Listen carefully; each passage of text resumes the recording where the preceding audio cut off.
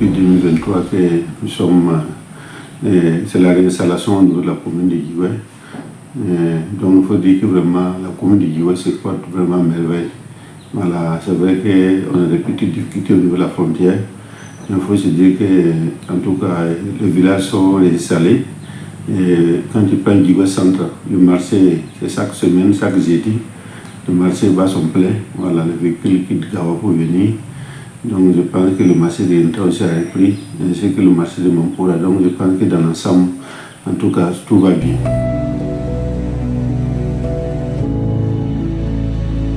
Pour cette campagne, la campagne agricole, donc je pense qu'il y a des initiatives dans ce sens, voilà, pour accompagner les populations vraiment dans les relèvements.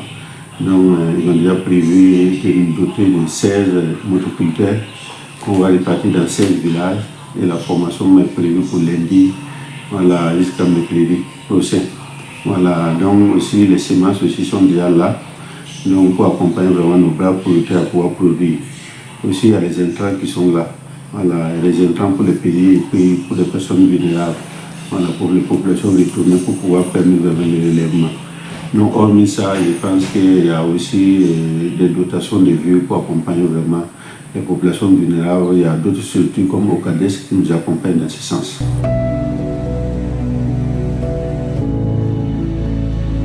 Je pense que ces initiatives sont très bien accueillies parce que quand je prends un côté agricole, bon, il y a des rencontres préparatoires comme nous avons eu avec les CDD qui ont vraiment bien approuvé, bien apprécié l'idée. Et je pense que tout le monde est dans cette dynamique. Voilà, il faut dire que hormis dans cette dynamique encore, on a prévu dans chaque village, comme vous voyez la situation et la complexité de la commune. Nous, on a prévu dans chaque village accompagner nos braves VDP qui sont là jour et nuit, qui veillent vraiment pour le bonheur des populations.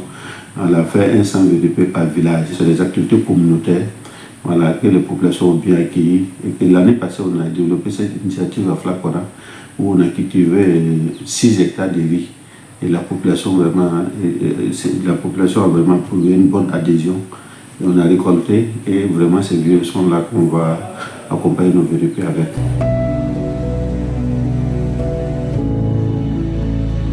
Comme initiative spécifique au niveau des femmes, je pense que bon, déjà avec parfois 4R, il y a beaucoup de femmes que nous avons organisées en coopérative.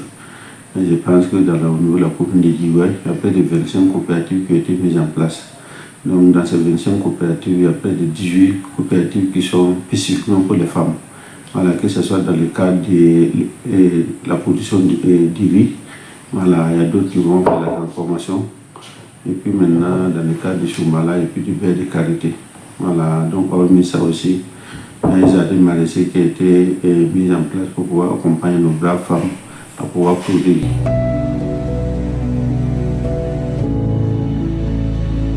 Dans l'accompagnement des femmes, il faut dire que, en tout cas même au niveau du budget, on a prévu vraiment la formation des femmes au niveau de la saponification et puis aussi la fabrication des pains Kokodunda. Voilà, mais il faut dire que l'année passée même, avec le fonds d'appui à l'initiative des jeunes et des femmes, on a pu au moins accompagner quelques groupements de femmes, voilà, dans la saponification. Voilà, donc une activité que les femmes ont beaucoup appréciée. Donc elles ont été formées et puis on les a dotés du matériel pour la fabrication du savon. Voilà, donc et dans ce sens-là, il faut dire que vraiment avec les partenaires qui sont là, on fait de notre possible pour pouvoir essayer d'initier des projets, que ce soit dans le cadre de la saponification ou dans le cadre du Choumala ou même beurre de karité.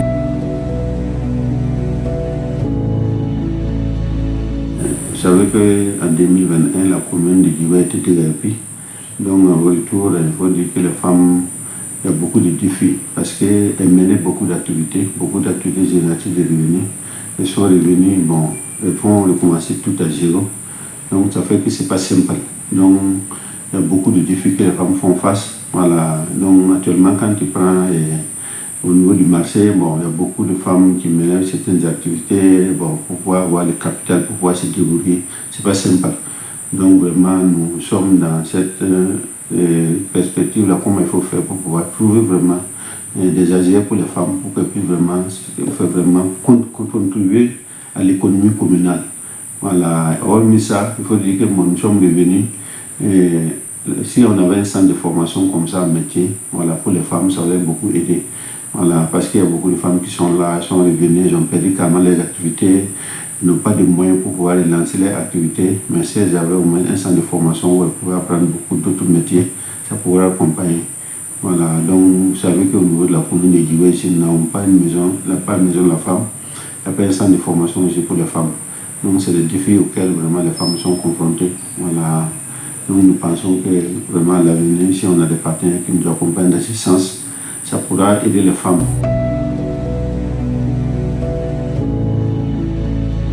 Nous sommes à l'orée vraiment de la saison pluvieuse et vraiment nous pensons que les femmes, si elles arrivent à s'organiser, voilà, c'est-à-dire il y a d'autres coopératives qui travaillent dans le sens de la production du niébé, il y a d'autres c'est le sésame, voilà, il y a d'autres c'est le soja. Bon, donc si elles arrivent à s'organiser en coopérative, ça va beaucoup aider. Même quand on prend même les noix de karité, si elles arrivent à s'organiser en coopérative, elles peuvent beaucoup produire le beurre et je pense qu'il y a beaucoup de débouchés par rapport à ça.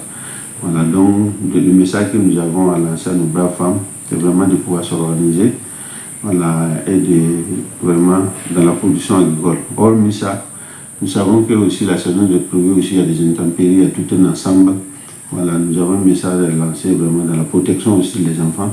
Voilà, parce que nous savons que pendant cette saison pluvieuse, voilà, les problèmes de paludisme et tout ça, c'est là. C'est vrai qu'il y a le côté production qui est là, mais il y a le côté sanitaire aussi qui est là. Donc vraiment, nous demandons à nos braves femmes de pouvoir brouiller vraiment dans la protection des enfants, afin que les enfants puissent dormir sur des moustiquaires. Grâce vraiment aux efforts de nos FDS et puis nos VDP, vraiment l'école de Djiboué, vraiment, il y a quelques difficultés qui sont là. Mais comme nous avons déjà organisé ces deux examens ici, parce qu'on a un centre pour le BPC, il y a un centre aussi pour le CP. Voilà, donc je pense que c'est déjà bon. Voilà, parce que l'école n'y existait pas pendant l'exercice.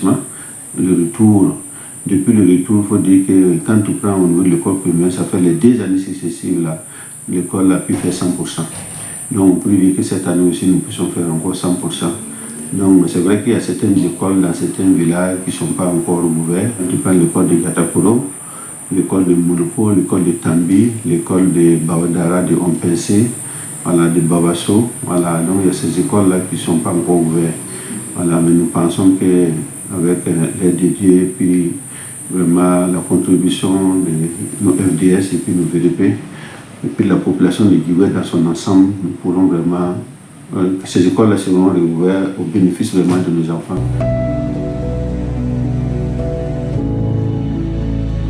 Nous disons à nos voyants enseignants, vraiment à nos voyants éducateurs, vraiment nous leur disons merci.